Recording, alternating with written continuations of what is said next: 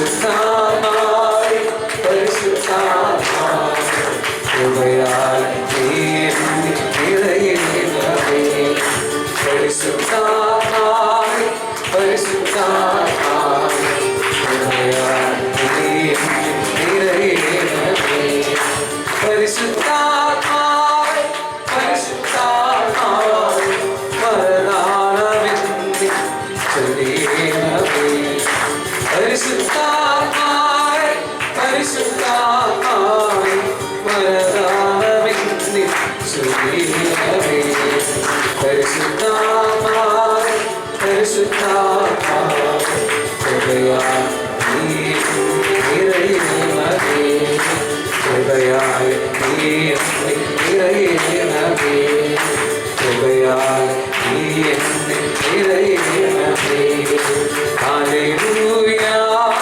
Hallelujah ഹല്ലേലൂയ ഹല്ലേലൂയ ഹല്ലേലൂയ ഹല്ലേലൂയ ഹല്ലേലൂയ ഹല്ലേലൂയ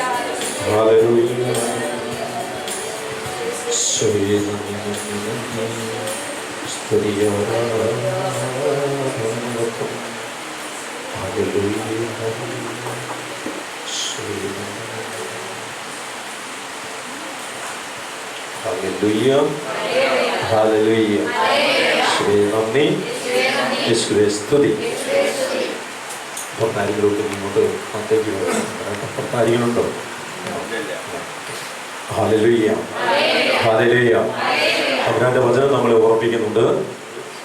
അന്യസ്ഥലത്ത് 1000 ദിനത്തേക്കാൾ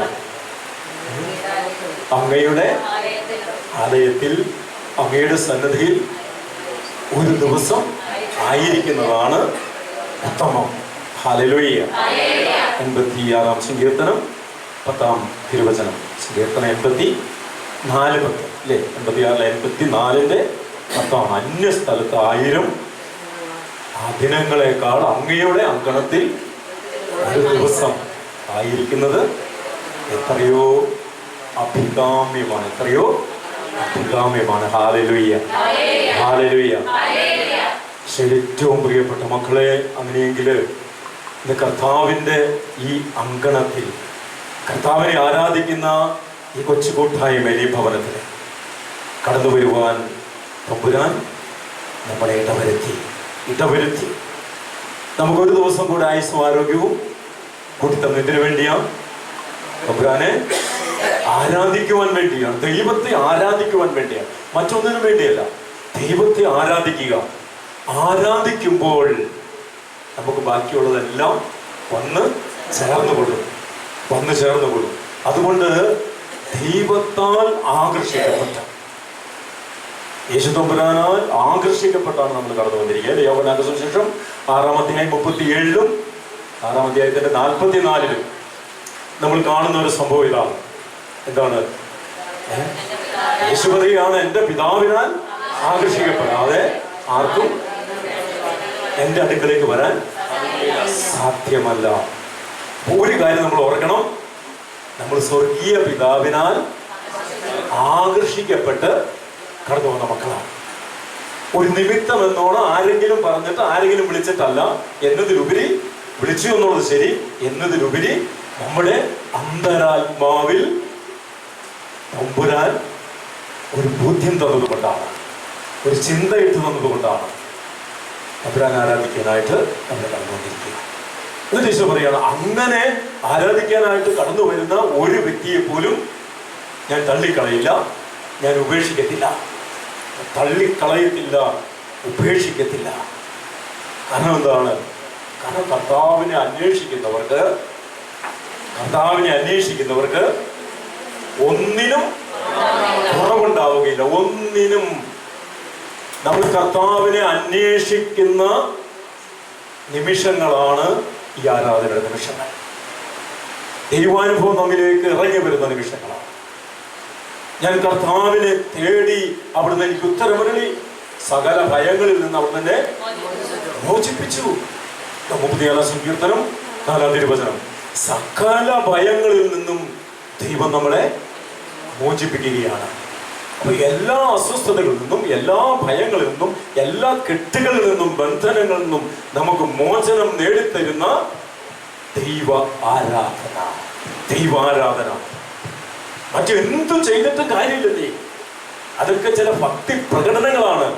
നമ്മൾ മെഴുകുതിരിക്കുന്നതും എണ്ണയൊഴിക്കുന്നതും മുട്ടയിലഴിയുന്നതും അല്ലേ, ഉരുളുന്നതും ഒക്കെ അതൊക്കെ ഭക്തി പ്രകടനം മാത്രമാണ്. പക്ഷേ ആരാധന കറക്റ്റ് അല്ലെങ്കിൽ എണ്ണ ഒഴിച്ചതുകൊണ്ടും മെഴുതിരി കത്തിച്ചതുകൊണ്ടും മുട്ടയിലഴിഞ്ഞ് കുരിശിന്റെ വഴി ചെല്ലിയതുകൊണ്ടും ഒന്നും ഒരു പ്രയോജനവും ഇല്ല. കാരണം എൻ്റെ അപ്പൻ എന്നെ സൃഷ്ടിച്ചിരിക്കുന്ന എന്തിനു വേണ്ടിയാ? എൻ്റെ അപ്പനെ ആരാധിക്കാൻ വേണ്ടിയാ.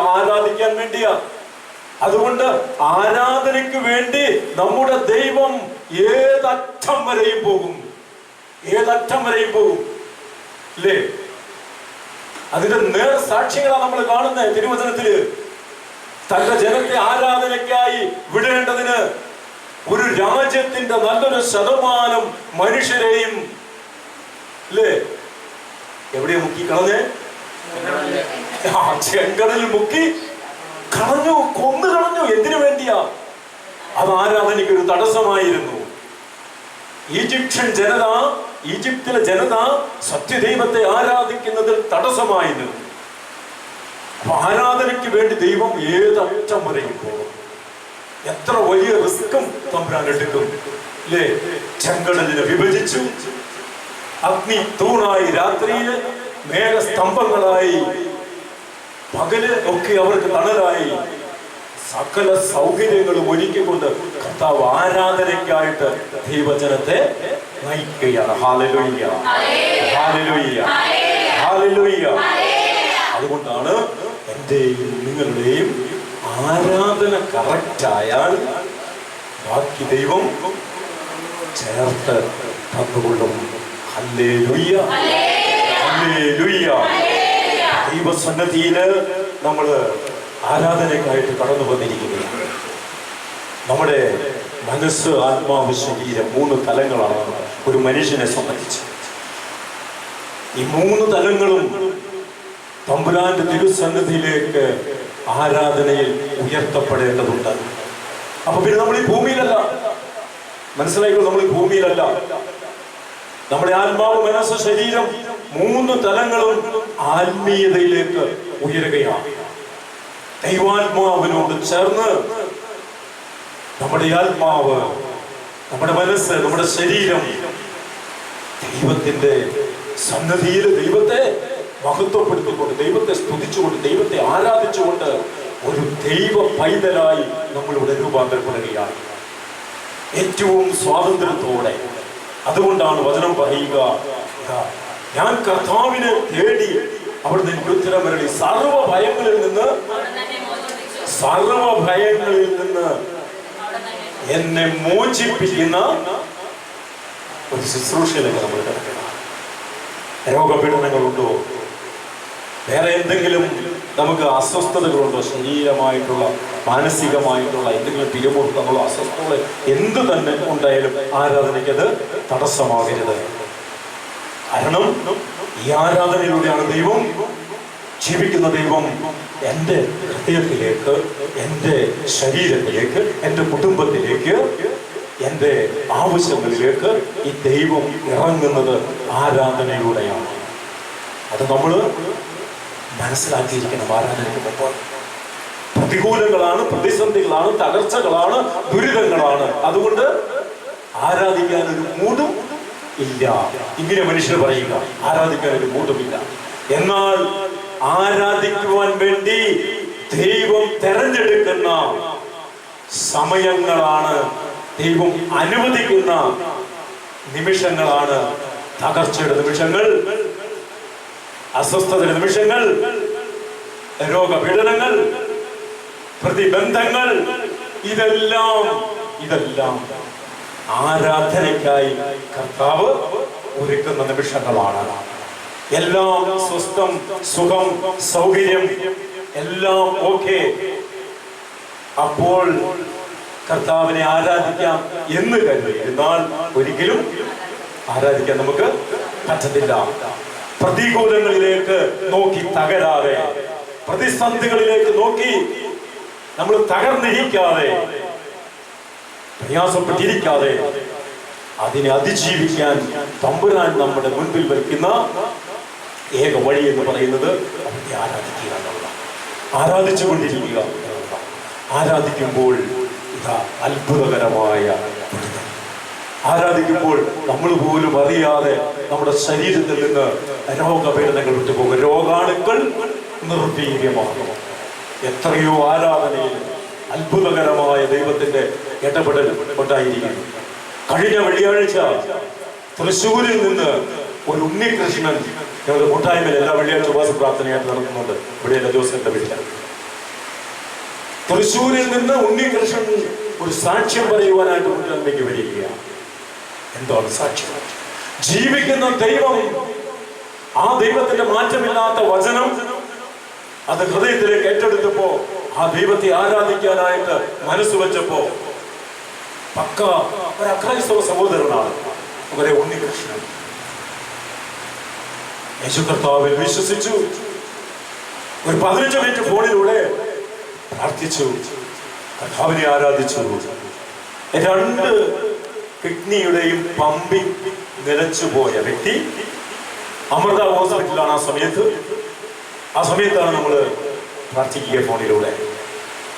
ഉണ്ണികൃഷ്ണൻ കഴിഞ്ഞ വെള്ളിയാഴ്ച പ്രാർത്ഥിച്ചുകൊണ്ടിരുന്ന നിമിഷം എന്തോ ഒരു കുളിര് കോരിയിടുന്ന അനുഭവം ഉണ്ണികൃഷ്ണൻ ഉണ്ടാകുകയാണ്. അതും ശിരസ് മുതൽ പാദം വരെ, ശരീരം മുഴുവനും ഒരു കുളിര് കോരിയിടുന്ന അനുഭവം. ഒരു ഡയാലിസിസിലേക്ക് പോകാൻ പറ്റാത്ത വിധം 2 കിഡ്നിയുടെയും പ്രവർത്തനം നിലയ്ക്കുകയാണ്. Medical science കൈയൊഴിയുകയാണ്. ഉണ്ണികൃഷ്ണനോട് ഞാൻ പറഞ്ഞു, ഉണ്ണികൃഷ്ണ, നിന്നെയും വീണ്ടെടുക്കാനാണ് യേശു കർത്താവ് മനുഷ്യനായി ഭൂമിയിൽ അവതരിച്ചത്.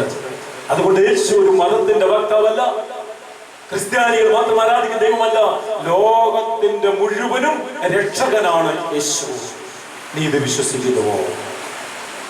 ഭാര്യ ഭർത്താവ് ഒപ്പം പറഞ്ഞ് വിശ്വസിക്കുന്നു. കാരണം പള്ളിയിലൊക്കെ പോയി പ്രാർത്ഥിക്കുന്നവരാണ്. വിശ്വസിക്കുന്നു. ആ വിശ്വാസത്തിൽ നിന്നുകൊണ്ട് നമുക്ക് കർത്താവിനെ ആരാധിക്കാം, കർത്താവിന്റെ നാമത്തിന് മഹത്വം കൊടുക്കാം. കൂട്ടായ്മയിൽ വന്ന് കർത്താവിന്റെ നാമത്തെ മഹത്വപ്പെടുത്തുമെന്ന് തീരുമാനമെടുക്ക്. എന്നിട്ട് കർത്താവിനെ ആരാധിക്കുക. വചനം കൊണ്ടിട്ട് പ്രാർത്ഥിച്ചു, കർത്താവേ, മരുന്നോ ലേപന ഔഷധമോ ഒന്നുമല്ല, അങ്ങയുടെ വചനമാണ് എല്ലാവരെയും സുഖപ്പെടുത്തുന്നത്. ജ്ഞാനം 16:12 പീബോസ് ബൈബിളിൽ സുഖപ്പെടുത്തുന്ന ആ വചനം പറഞ്ഞിട്ട് 107-ാം സങ്കീർത്തനം 20-ാം വചനം കൂടെ കോട്ട് ചെയ്ത്, അങ്ങയുടെ വചനമാണ് എല്ലാവരെയും സുഖപ്പെടുത്തുന്നത്. അവിടുത്തെ വചനമാണ് എല്ലാവരെയും സുഖപ്പെടുത്തുന്നത്. ഈ വചനം പറഞ്ഞ് കുറച്ചുപേരെ സ്തുതിച്ച് ഞങ്ങൾ ഫോണിലൂടെ പ്രാർത്ഥിക്കുകയാണ്. ആ സമയത്താണ് ഉണ്ണികൃഷ്ണൻ അനുഭവം ഉണ്ടാക്കുക. അതിന്റെ അനന്തര ഫലം എന്താ? പമ്പി ഇതാ 2 കിഡ്നിയുടെയും പ്രവർത്തനം പെട്ടെന്ന് പമ്പിക്ക് നടക്കുകയാണ്. നമ്മൾ വിശ്വസിക്കണം. ഇതൊരു അക്രൈസ്തവനായ മകൻ കഴിഞ്ഞ വെള്ളിയാഴ്ച കൊണ്ടായിരുന്നു സാക്ഷ്യം പറഞ്ഞു. തൃശ്ശൂരിൽ നിന്ന് വന്നിരിക്കുകയാണ് സാക്ഷ്യം പറയാനായിട്ട്. ഇന്ന് ഉണ്ണികൃഷ്ണൻ പൂർണ്ണ ആരോഗ്യവാനാണ്. ഇത് നാളെ മുതൽ കമ്പനിയിൽ ജോലിക്ക് പോകാൻ അവനെ അകത്തിരിക്കുകയാണ്. മരണം കാത്തിരുന്ന വ്യക്തി നോക്കിയേ, നമ്മുടെ കർത്താവിന് എന്തെങ്കിലും അസാധ്യമായിട്ടുണ്ടോ? 56-ാം സങ്കീർത്തനം 10-ാം തിരുവചനം, സിംഹക്കുട്ടികൾ ഇരകെട്ടാതെ വിശന്നു വലയും, എന്നാൽ കർത്താവിനെ അന്വേഷിക്കുന്നവർക്ക് ഒന്നിനും കുറവുണ്ടാവുകയില്ല. മക്കളെ, ഒന്നിനും കുറവുണ്ടാവുകയില്ല. കർത്താവ് പറയാണ്, എന്റെ കുഞ്ഞെ, അതിന് നീ ഒരു കാര്യം ചെയ്യണം, ഒരൊറ്റ കാര്യം ചെയ്യണം. നീ ആദ്യം ദൈവത്തിന്റെ രാജ്യവും നീതിയും അന്വേഷിക്കുക. ദൈവരാജ്യവും ദൈവനീതിയും അന്വേഷിച്ച് അതിനെ മുറുകെ പിടിച്ച് നീ മുമ്പോട്ട് പോകുക. തമ്പുരാൻ പറയുകയാണ്, അങ്ങനെയെങ്കിൽ ബാക്കിയുള്ളതെല്ലാം നിനക്ക് ഞാൻ ചേർത്ത് തരാം. നമ്മുടെ തമ്പുരാന്റെ വാഗ്ദാനമാണ്, നമ്മുടെ കർത്താവിന്റെ വാഗ്ദാനമാണ്. ആരാധിക്കാൻ കടന്നു വരുന്ന നമ്മളെ നോക്കി സ്വർഗം പറയുന്നത്, എല്ലാ മക്കളെ ഞാൻ ചേർത്ത് തന്നോളാം. നിങ്ങൾ ആരാധിച്ചാൽ മതി. നിന്റെ രോഗത്തിലേക്ക് നീ നോക്കല്ലേ, നിന്റെ തകർച്ചയിലേക്ക് നീ നോക്കല്ലേ, നിന്റെ പ്രശ്നങ്ങളിലേക്ക് നീ നോക്കല്ലേ. നീ നോക്കേണ്ടത് തമ്പുരാനിലേക്ക് നീ നോക്കേണ്ടത്. ഇരു കരങ്ങളും വിരിച്ചു പിടിച്ച് നിനക്ക് വേണ്ടി ഒരു യാഗബലിയായി തീർന്നവൻ. വചനം പറയുകയാണെങ്കിൽ എന്താണ് നമുക്ക് വേണ്ടി സ്വർഗം ചെയ്യേണ്ടത്? ഏകജാതനെ നൽകാൻ തക്കവണ്ണം സ്വർഗം ഇടപെട്ടു എന്റെയും നിന്റെയും ജീവിതത്തില്. ഇനി എന്താ സ്വർഗത്തിന് നമുക്ക് വേണ്ടി തരാനുള്ളത്? ഒന്നുമില്ല. സർവ്വതും തന്നു കഴിഞ്ഞു. എന്നാൽ ഇത് സ്വീകരിക്കാത്തത് കൊണ്ട്, നമ്മുടെ വിശ്വാസത്തിലെ ബലഹീനത കൊണ്ട് ഇത് നമുക്ക് സ്വീകരിക്കാൻ പറ്റുന്നില്ല. നമ്മുടെ ജീവിതത്തിലെ പ്രശ്നങ്ങൾ കൊണ്ട് ഇത് നമുക്ക് സ്വീകരിക്കാൻ പറ്റുന്നില്ല. ചെറുതും വലുതുമായിട്ടുള്ള നമ്മുടെ ജീവിതത്തിലെ പാപങ്ങളും പാപ സാഹചര്യങ്ങളും കൊണ്ട് ഈ രക്ഷ നമുക്ക് സ്വന്തമാക്കാൻ പറ്റുന്നില്ല. പ്രശ്നം നമ്മുടേതാണോ സ്വർഗത്തിൻ്റെതാണോ? ആരുടെ പ്രശ്നം?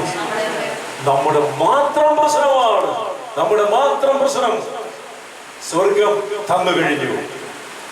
എന്നാൽ ആ പ്രശ്നങ്ങളെയൊക്കെ ഒന്ന് ചകഞ്ഞ് പുറത്തെടുത്ത് എന്നിതാ വീണ്ടും നമ്മെ അനുഗ്രഹിക്കുവാൻ തമ്പുരാൻ നമ്മളെ പേര് ചൊല്ലി വിളിച്ചിരിക്കുകയാണ്. ആ ദൈവം വിശ്വസ്തനായ ദൈവം. ഒരു കാര്യം പറഞ്ഞാൽ നമ്മൾ പറയുന്നത് പോലെയല്ല, അല്ലേ? വാഗ്ദാനങ്ങളിൽ വിശ്വസ്തനാണ് ദൈവം. വിശ്വസ്തനാണ്, വാക്കുകളിൽ വിശ്വസ്തനാണ്. 145-ാം സങ്കീർത്തനം 18-19 നമ്മൾ കാണുന്നുണ്ട്. കർത്താവ് വാഗ്ദാനങ്ങളിൽ വിശ്വസ്തനാണ്. അതിന് വിശ്വസിക്കുക. കർത്താവിന്റെ വാഗ്ദാനങ്ങളിൽ വിശ്വസിക്കുക, അവന്റെ വചനത്തിൽ വിശ്വസിക്കുക. എന്നിട്ട് അവനെ ഒന്ന് ആരാധിക്കാൻ ഹൃദയം തുറന്ന് മനസ്സ് തുറന്ന് അവരെ ആരാധിക്കാനായിട്ട് നമ്മൾ ഒരുങ്ങുകയാണ്. ചാടിയണീറ്റോ, ചാടിയണീറ്റോ. സുഖമുള്ളവരും ഇല്ലാത്തവരും ഒക്കെ ഒന്ന് ചാടിയണീറ്റു. അവിടെ നിൽക്കുന്നവരെല്ലാവരും കൊണ്ടുപോകും, എല്ലാവരും കൊണ്ടുപോകും. ഈ ആരാധന കഴിഞ്ഞിട്ട് നമുക്ക് അങ്ങോട്ട് പോകാം, ഇങ്ങോട്ട് പോകാം. പുറത്ത് നിൽക്കുന്ന എല്ലാവരും നമ്മളോട് ചോദിക്കുന്നത്, യെരമ്യാവിന്റെ പുസ്തകത്തിൽ നമ്മളോട് ചോദിക്കുകയാണ്. എന്താ ചോദിക്കുന്നത്? 32:27. ഞാൻ നിന്റെ ദൈവമായ കർത്താവാണ്, ഞാൻ നിന്റെ ദൈവമായ കർത്താവാണ്.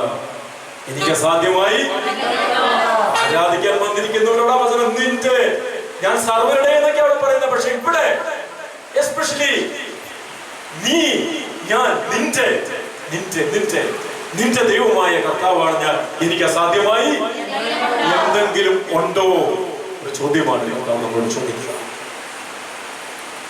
അതുകൊണ്ട് ഇന്ന് നമ്മുടെ എല്ലാ അവസ്ഥകളെയും കർത്താവിന് കൊടുത്തിട്ട് നമ്മളൊന്ന് ഫ്രീ ആകണം, നമ്മളൊന്ന് ഫ്രീ ആകണം. ഈശോ ആഗ്രഹിക്കുന്നതാ. 55-ാം സങ്കീർത്തനത്തില് കർത്താവ് പറയുകയാണ്, നിന്റെ ഭാരം, നിന്റെ ഭാരം. മക്കളെ, എന്ത് ഭാരമായിട്ടാണ് നീ ഞായറാഴ്ച നമ്മളായിരിക്കുന്നത്? വിശുദ്ധ ബലി രാവിലെ അർപ്പിച്ചു, പരിശുദ്ധ കുർബാന സ്വീകരിച്ചു, എന്നിട്ട് ചങ്കിലൊരു കെട്ട അല്ലേ, ഒരു ഭാരമാണ്, ഒരു ഭയമാണ് അല്ലേ. ഈ രോഗം അല്ലെ ക്യാൻസർ ആണോ എന്തോ ഇതൊരു പേടിയാ. ഈ രോഗം ക്യാൻസർ ആണോ എന്നോ തട്ടിപ്പോകുമെന്നോ ഇങ്ങനെയൊക്കെ ഉള്ള പേടിയാ നമുക്ക്. കർത്താവ് പറയാ, നിന്റെ ഭാരം നീ കർത്താവിനെ ഏൽപ്പിക്കുക. നീ ഇത് ചോന്നുകൊണ്ട് നടന്നിട്ടല്ലേ നീ ഭാരപ്പെട്ടിരിക്കുന്നത്? അല്ലേ? രോഗമുണ്ടെങ്കിലും, ചങ്കില്ലെങ്കിലും, ഹൃദയമില്ലെങ്കിലും, കിഡ്നി ഇല്ലെങ്കിലും നീ ഓർത്തോ, നിന്റെ കർത്താവ് നിന്റെ കൂടെ ഉണ്ടെങ്കിൽ there is everything clear. Hallelujah. Hallelujah.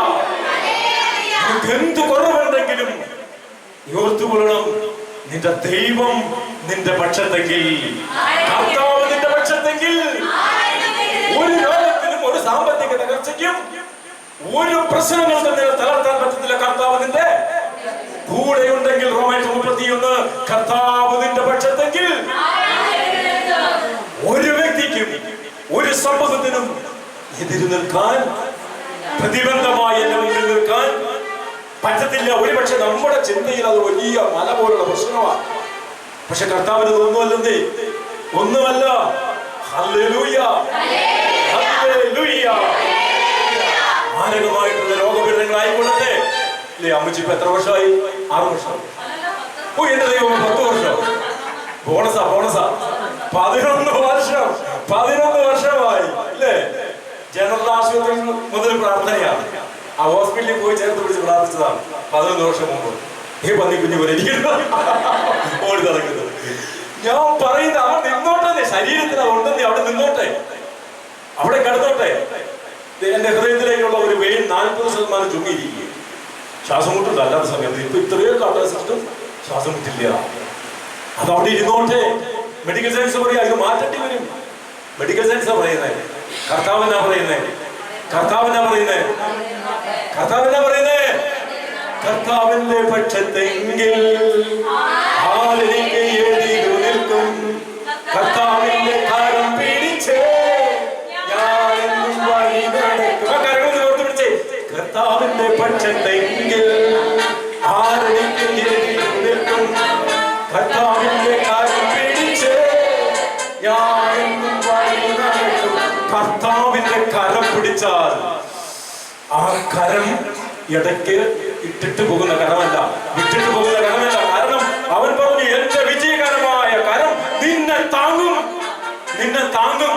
വിശ്വസിക്കും മക്കളെ, വിശ്വസിക്കും. നൂറുകണക്കിന് അനുഭവങ്ങളാണ്, നൂറുകണക്കിന് അനുഭവങ്ങൾ. കർത്താവിന്റെ കരം നമ്മളെ താങ്ങും. യേശയ്യാവ് 41:10 പറയുന്നുണ്ടല്ലോ. 10, 11, 12 വചനങ്ങളൊക്കെയാ പറയുന്നത്. നീ ഭയപ്പെടേണ്ടത്, നിന്നെ ഞാൻ സഹായിക്കാം, നിന്നെ ഞാൻ ശക്തിപ്പെടുത്താം, എന്റെ വിജയകരമായ കരം കൊണ്ട് നിന്നെ ഞാൻ താങ്ങി നിർത്തും. ഈ ഒരു പ്രത്യാശ നമുക്കുണ്ടാകണം, ഈ ഒരു വിശ്വാസം നമുക്കുണ്ട്. ആ വിശ്വാസത്തിൽ നിന്നുകൊണ്ട് നമ്മൾ കർത്താവിനെ ആരാധിക്കണം. ഹല്ലേലൂയ, ഹല്ലേലൂയ, ഹല്ലേലൂയ.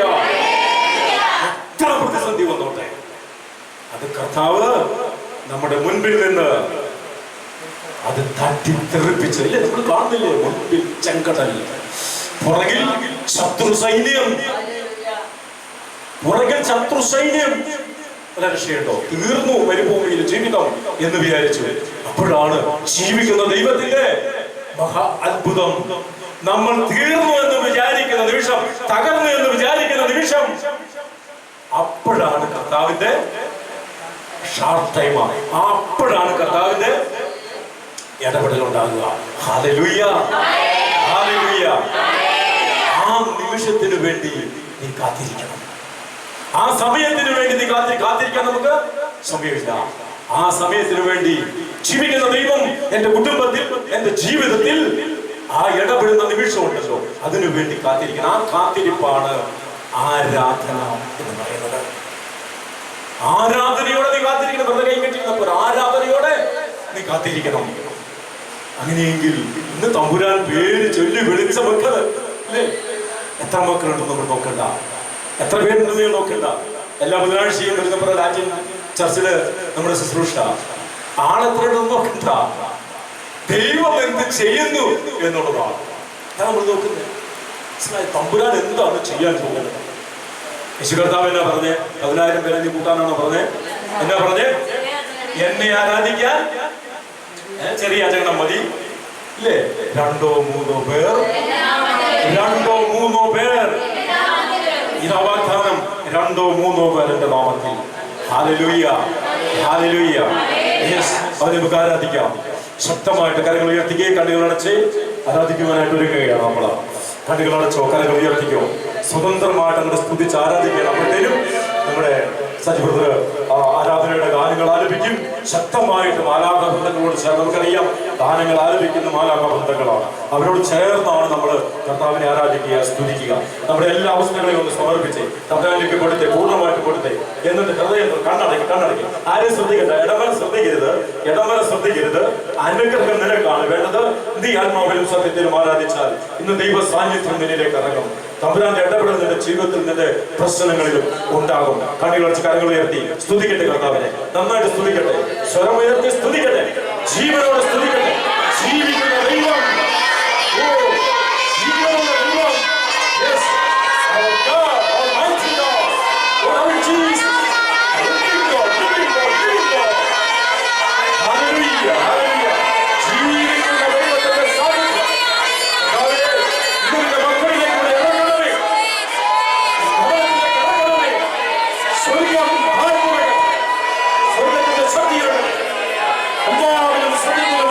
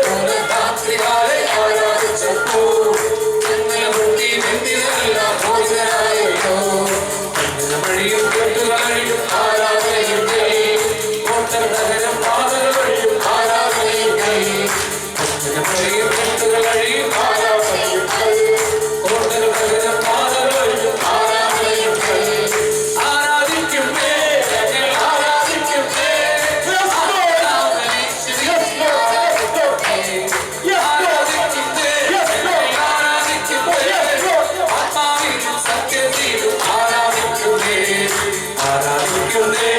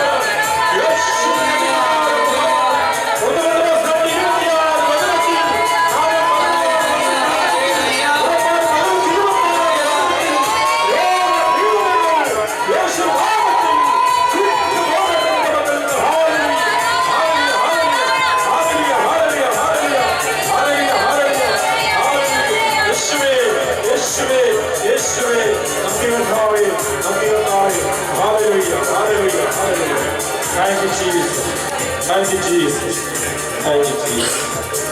Hallelujah. സ്തുതിക്കുന്ന കർത്താവേ, നന്ദി പറയുന്നു. നൽകിയ അനുഗ്രഹങ്ങൾക്കെല്ലാം നന്ദിയോടെ സ്തോത്രം. Hallelujah. Hallelujah. Hallelujah. അനേകം മക്കള് ആ കടുകുമണിയാകുന്ന ചെടിയുടെ തണലിൽ അതിൻ്റെ കുഞ്ഞു കുഞ്ഞു ശിഖരങ്ങളിൽ ആശ്വാസം കണ്ടെത്തിക്കൊണ്ടിരിക്കുന്നു. ഹല്ലേലൂയ. അതിലൊരാളാണ് ഉണ്ണികൃഷ്ണന്റെ കാര്യം പറയുന്നത്. അതിലൊരാളാണ് തൃശ്ശൂരിൽ നിന്ന് വന്ന ഉണ്ണികൃഷ്ണൻ. ആ മനുഷ്യൻ വളരെ അത്ഭുതമാണ്. കാരണം അവര് ആ കുടുംബം മരണം പ്രതീക്ഷിച്ചിരിക്കുമ്പോഴാണ് നമ്മുടെ കർത്താവ് ജീവിക്കുന്ന ദൈവമായി നമ്മുടെ കർത്താവ് ഉണ്ണികൃഷ്ണനെ സ്പർശിക്കുക. അപ്പോൾ ഉണ്ണികൃഷ്ണൻ കിടക്കുമ്പോൾ ഇതുപോലെ ഒരു ക്രൂസർ റൂം ഓപ്പോസിറ്റ് കിടപ്പുണ്ടായിരുന്നു ഹോസ്പിറ്റലിലെ റൂം. പ്രാർത്ഥിക്കുന്ന സമയത്ത് അതിലേക്ക് നോക്കും. അപ്പൊ ഞാനിങ്ങനെ പറഞ്ഞുകൊണ്ടിരിക്കുക, ഉണ്ണികൃഷ്ണ, നമുക്ക് എല്ലാവർക്കും വേണ്ടിയാണ് യേശു ബലിയായി തീർന്നത്, നമ്മുടെ രക്ഷയ്ക്ക് വേണ്ടി ഒക്കെ അങ്ങോട്ട് വിശ്വസിച്ച് അങ്ങ് ഏറ്റെടുത്ത് കർത്താവ് ഒരു വലിയ അനുഗ്രഹമാക്കി മാറ്റി. ഹല്ലേലൂയ. ഹല്ലേലൂയ.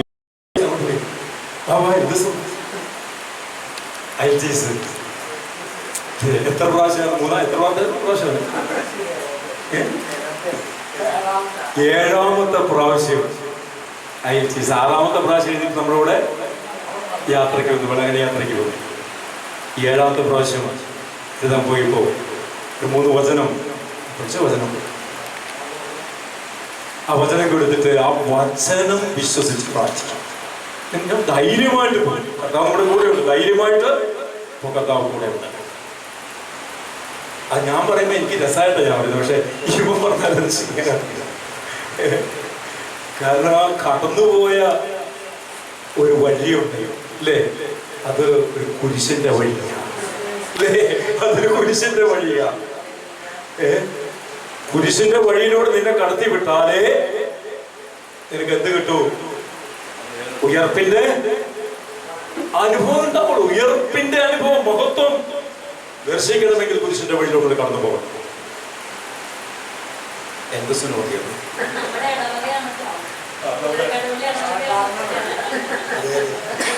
എല്ലാവർക്കും അറിയാമെന്നറിയില്ല. എൻ്റെ പേര് എൽദൂസ് എന്നാണ്.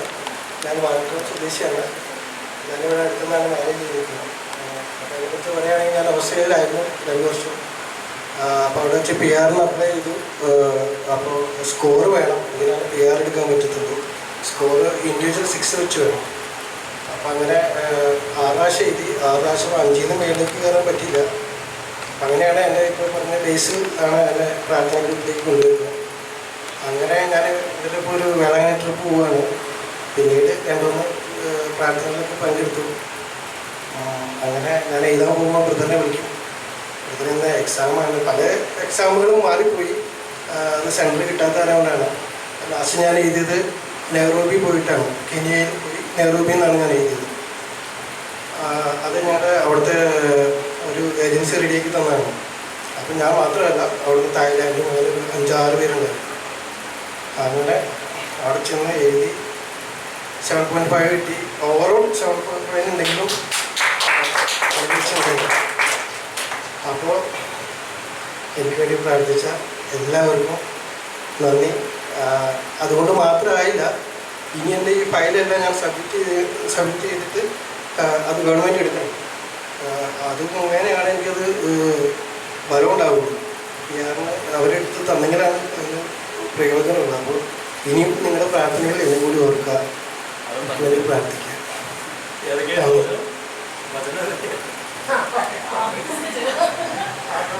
അത് 18-27 മനുഷ്യർക്ക് അസാധ്യം, മനുഷ്യർക്ക് അസാധ്യം ദൈവത്തിന് സാധ്യം. മറ്റൊരു വചനമുണ്ടായിരുന്നു, റോമായിട്ട് 31. ഇതിനെക്കുറിച്ച് നാം എന്താണ് പറയുന്നത്? നമ്മുടെ പക്ഷത്തെങ്കിൽ ആര് നമുക്കിത്. മറ്റൊരു വചനം കൂടി ഉണ്ടായിരുന്നു. മറ്റൊരു വചനം സെഫാനിയ 3:17. വിജയം നൽകുന്ന യോദ്ധാവ് നമ്മുടെ മധ്യയുണ്ട്. സ്വർഗത്തിലെ ദൈവം വിജയം നൽകുന്ന കർത്താവ് നമ്മുടെ മധ്യയുണ്ട്. ഈ 3 വചനത്തിൽ വിശ്വസിച്ചുകൊണ്ട് നീ പോയി എഴുതിക്കോ. ആ വചനം പറയൂടോ. ഇപ്പൊ ഈ സമൂഹത്തിന്റെ മുന്നിൽ കിട്ടുന്നില്ല അല്ലേ? കിട്ടുന്നില്ല.